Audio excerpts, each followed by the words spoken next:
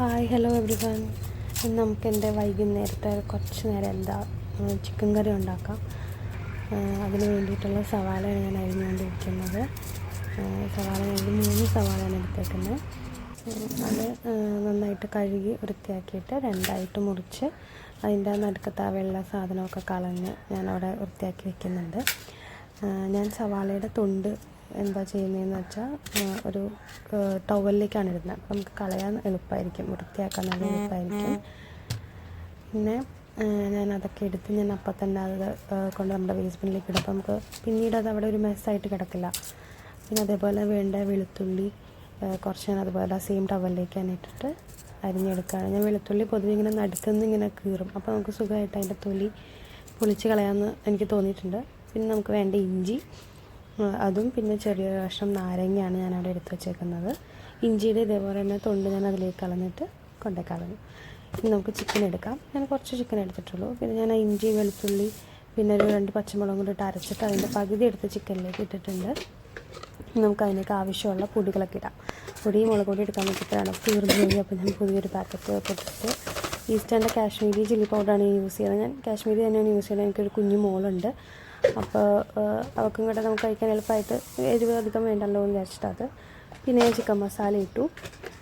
അത് കഴിഞ്ഞ് ഞാൻ ഗരം മസാലയാണ് ഇട്ടത്. പിന്നെ ഞാൻ അടുത്ത് മല്ലിപ്പൊടി ഇടുന്നുണ്ട്.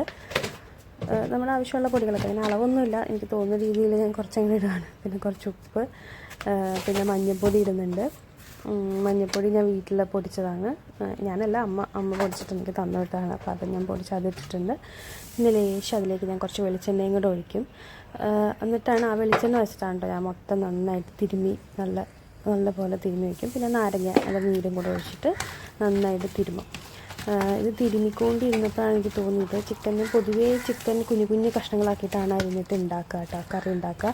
കാരണം എനിക്കപ്പോൾ തോന്നിയിട്ടുണ്ട് നന്നായിട്ട് മസാല പിടിക്കുന്നത് പോലെ. ആ മസാല ശരിക്കും ചിക്കൻ്റെ ഉള്ളിലേക്ക് വലിയ വലിയ കഷ്ണമാകുമ്പോൾ നമുക്ക് പച്ച ഒരു ഇതുപോലെ തോന്നും.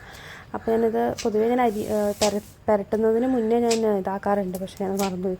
ഞാനപ്പോൾ തിരുമ്മിക്കൊണ്ടിരുന്നപ്പോഴാണ് ശ്രദ്ധിച്ചത് കുറച്ച് ചിക്കൻ വലിയ വലിയ കഷ്ണങ്ങളായിട്ട് കിടക്കുന്നുണ്ടെന്ന്. അപ്പോൾ ഞാൻ മറ്റേ കത്രിക എടുത്തിട്ട് ഫിഷ് കട്ടിങ് നമ്മുടെ കത്രിക ഉണ്ടല്ലോ, കിച്ചൺ എക്സസൈസ്, അത് വെച്ചിട്ട് ഞാൻ നന്നായിട്ടത് കട്ട് ചെയ്ത് വലിയ വലുതാണെന്ന് എനിക്ക് തോന്നിയതൊക്കെ ഞാൻ അത്യാവശ്യം പറക്കിയെടുത്ത് കട്ട് ചെയ്ത് ചെറിയ ചെറിയ കഷ്ണങ്ങളാക്കി. എന്നിട്ട് നന്നായിട്ട് ആ മസാലകളൊക്കെ ചിക്കനിലേക്ക് യോജിപ്പിച്ചു.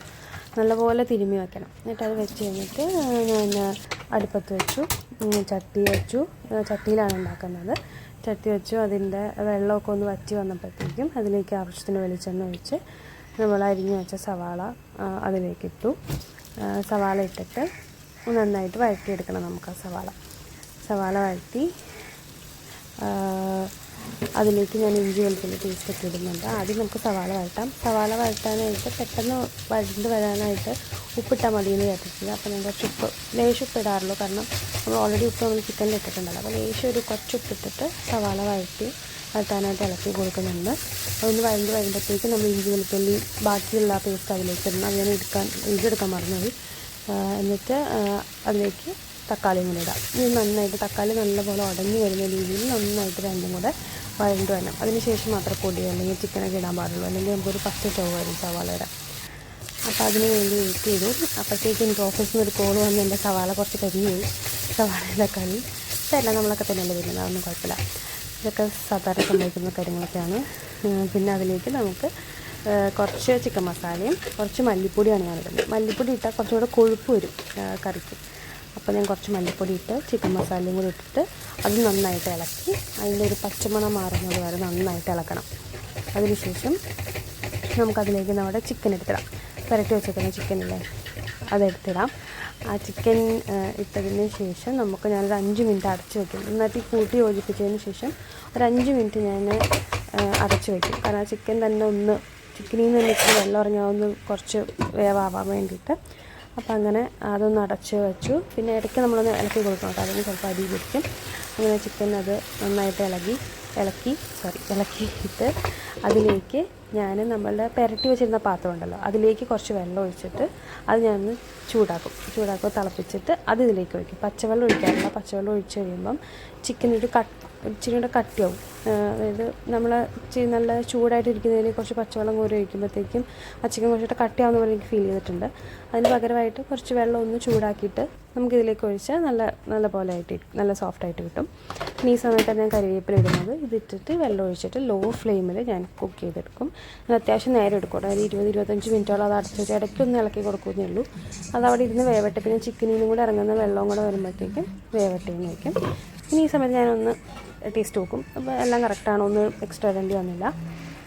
അപ്പോൾ നമ്മുടെ ചിക്കൻ കറി ഇവിടെ റെഡി ആയിട്ടുണ്ട്. ഞാൻ വെന്തോന്ന് നോക്കുന്നത് ഇങ്ങനെ കുത്തി നോക്കും കേട്ടോ, അല്ലെങ്കിൽ നമ്മുടെ സ്പൂൺ വെച്ച് തന്നെ ഒന്ന് ഉടച്ച് നോക്കും. അപ്പോൾ ചിക്കൻ സുഖമായിട്ട് 2 കഷ്ണം ആവുന്നുണ്ടെങ്കിൽ അതിൻ്റെ അർത്ഥം അത് വെന്തു എന്നാണ്.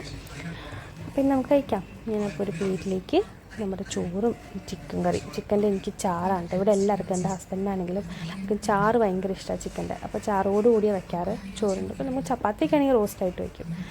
അപ്പോൾ ഞാനിപ്പോൾ കഴിക്കട്ടെ.